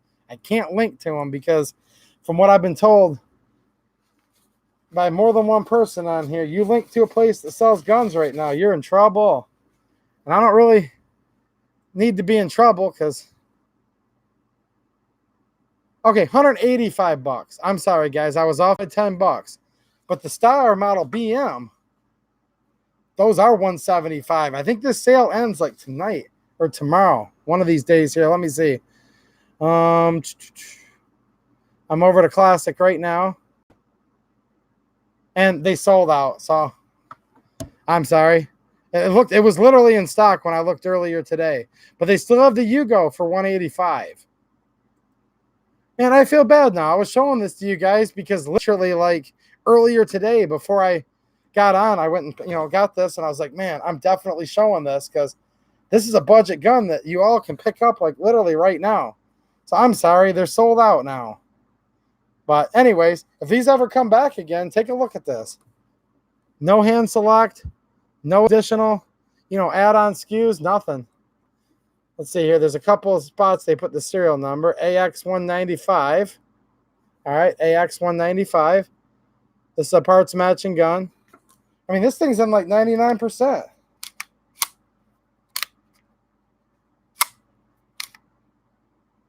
Just taking a peek down in here a little bit. Magazines in great shape. Yeah, these are nice. But since they don't have this, if you haven't bought one of these yet, $175 right now. I'm looking at them. Let's make sure those are in stock. That's crazy nowadays. Some of these big gun retailers that have YouTube channels, they put a gun out and then they put it on sale and do their video and it's just gone. But nope, they've got the Star BMs chambered in 9mm, 175. Yugo Tokarev, the M57 that I've shown many times, 185. Zastava M70, 175. M88A, the Yugo M88A is, I believe, 185, 195. The Czech CZ70, 195.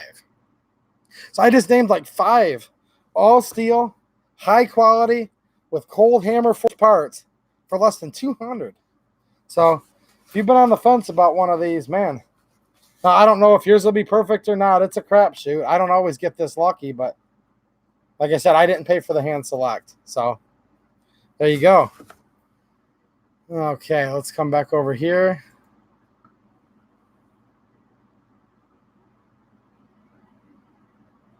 Yeah, the Romanian guns are pretty accessible because they made so many. That's true.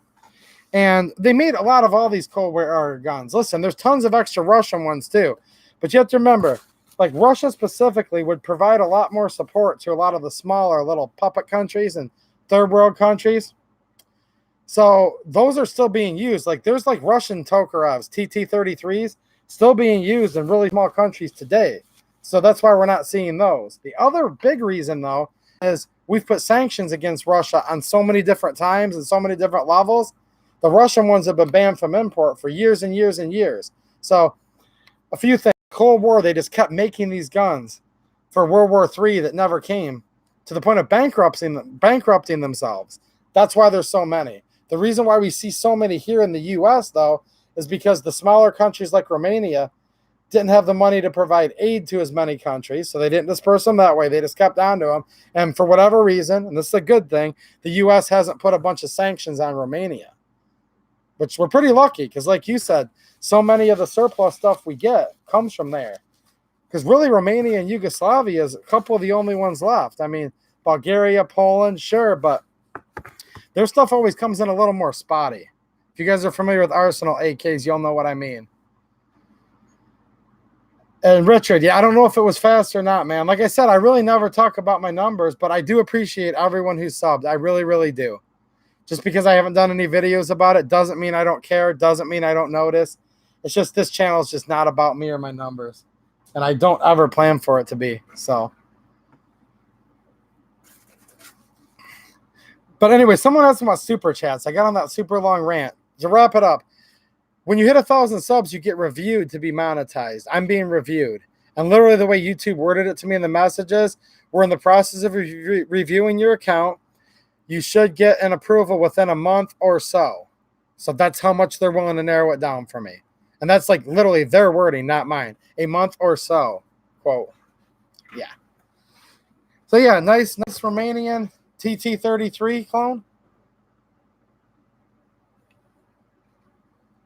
I'm not familiar with the Florida toy gun buyback, but that's interesting. I'll have to look at that. That's kind of crazy. Just, yeah.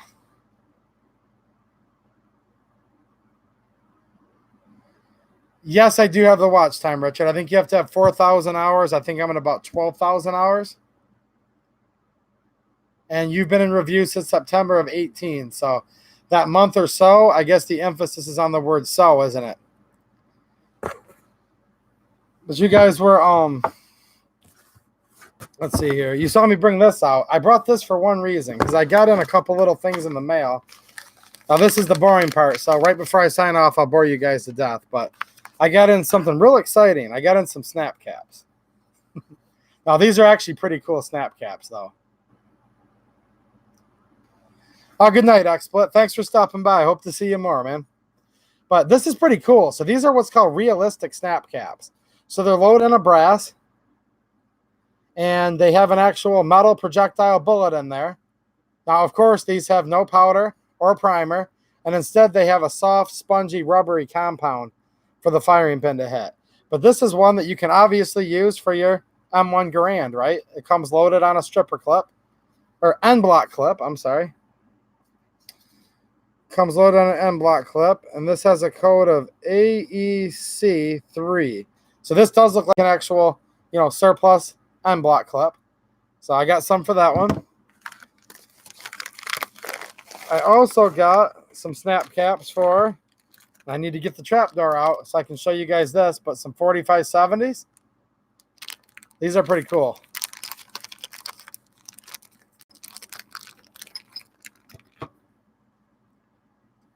So there's your 4570, guys. 45 caliber, 70 grains of whatever was the appropriate type of black powder at the time.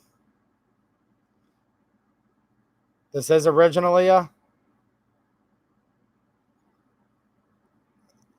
original, U.S. service caliber. So I believe the original was 405 grain, 405 grain projectile.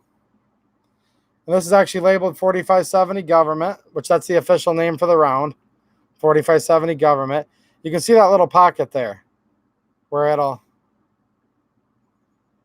absorbs the shock of the firing pin. So we got some 4570. Use that so I can safely dry fire and mess around with loading my trapdoors. And here's some 7.65 millimeter Browning ammo, otherwise known as 32 ACP, and I have just the gun to test it out with. So let's see. Let's try a couple of these little guys out. Same thing. They have that black substance, which may be like a rubber or a silicone or whatever. That's to protect the firing pin. And this is an old gun. This is like probably about 100 and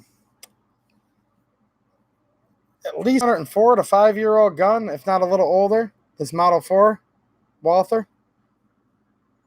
This is an old officer's pistol. I've showed this before. This is kind of a little bit of a rare variant. Most of the time there was a subcontractor's mark on this side of the gun, and this one lacks that. So anyways, I don't want to really mess this gun up, right? So dry firing it, yeah, it maybe be okay, but it's just not worth it on a gun this old that I want to keep original. So far they load up just fine in the magazine. Let's see what happens. This is my first time trying one of these realistic snap caps. See if I can show that to you guys. Chambered it just fine. Felt exactly like a real round, really. Yeah, 32 ACP. That's what we would know it as here. Technically, this is it says Cal 765 on the side.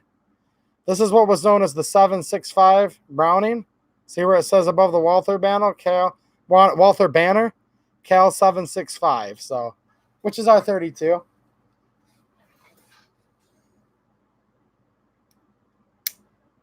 Yeah, firing pin dropped safely. Let's see if this will chuck out of here. Hold on. And it's not. Let me see what's going on with this.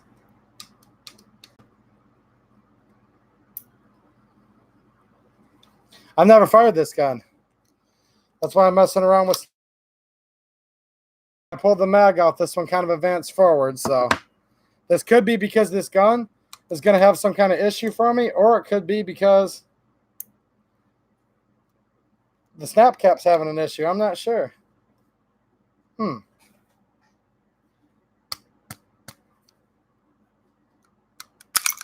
There we go.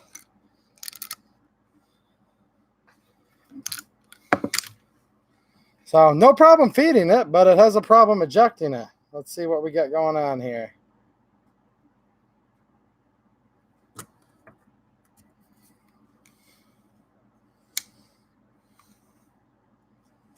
Doesn't look like the extractor stuck. I saw the extractor protrude out.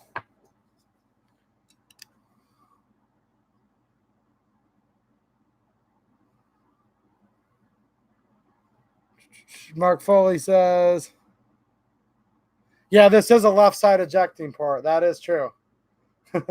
So this would be the ultimate lefty gun, right? Now this gun's old, guys. Who knows how long since it's been fired?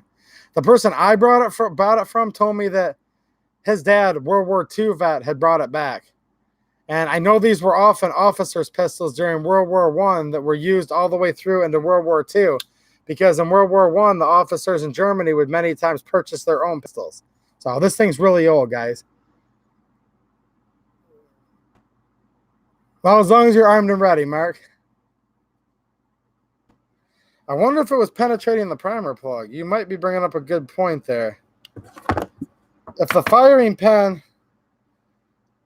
is acting as the ejector on this gun, that could be the problem. Let me see.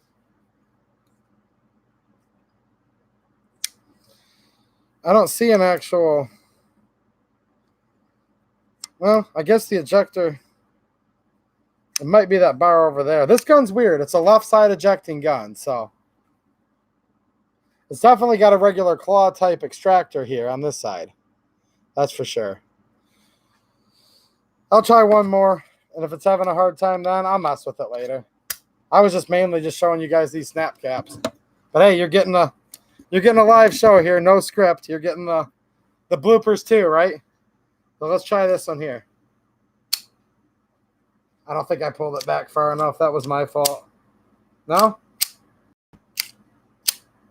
Nope, this one won't feed, guys. So I've had a failure to feed and a failure to extract or eject, one of the two. And I know the difference. I'm just not clear what it was yet, whether it was the firing pin sticking in there or not. So I got it to chamber with no magazine. And this time it came right out. So I don't know. I'll mess around with this later. I will note right here on the brass, don't know if it's going to pick it up or not. It's probably going to be very difficult. There's a little shiny spot where it kind of milled off the corner of the brass a little bit. There's no way this camera is going to pick this up. Anyway, it's just not a good enough camera. But right here on the bottom of the brass, it kind of took off the little edge of it a little bit. And White Space Marines, how's it going, man? Brings up a good point. It could just be the mag, too. Is this really going to be a shooter? Probably not. But I would like to see, you know. That's why I was messing around with these snap caps just a little bit. I guess so far it's a kind of a fail, right? But whatever. It's no big deal. I've been around milsurps long enough to know that there's a couple possibilities here still. Let's see. Here's another 765.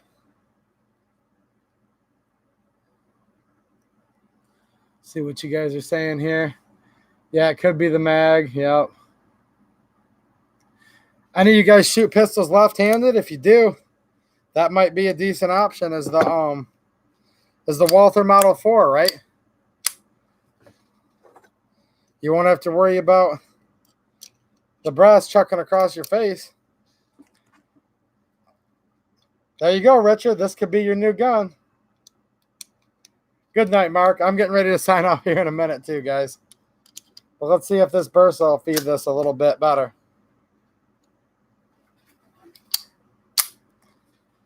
Feeds it just fine. First anyways. Ejection and feeding just fine. I don't think it's the snap caps. Look. Magazine. I don't know. I'll figure it out. Like I said, most of the people that buy these guns don't even shoot them anyways, so I'm not really that heartbroken. This is something someone usually buys, you know, to collect. And even if I don't ever shoot this gun, I'll enjoy it. But, I don't know. I'll dig into this a little further.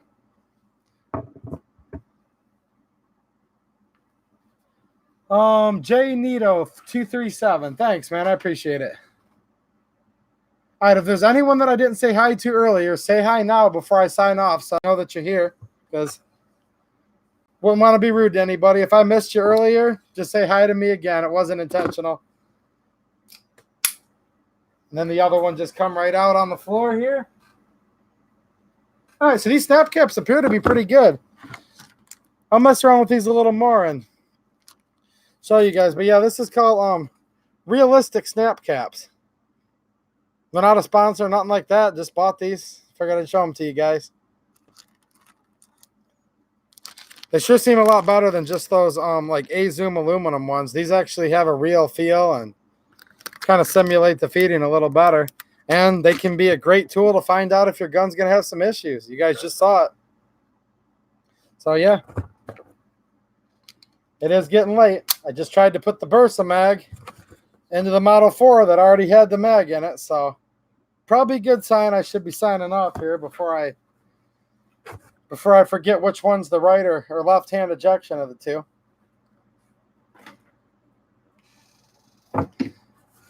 And of course, this happens to me every time I've lost a snap cap. 1, 2, 3, 4, 5, 6. Came with 8, so I've already lost 2. But that's what underneath the desk is for. I'll find them under there.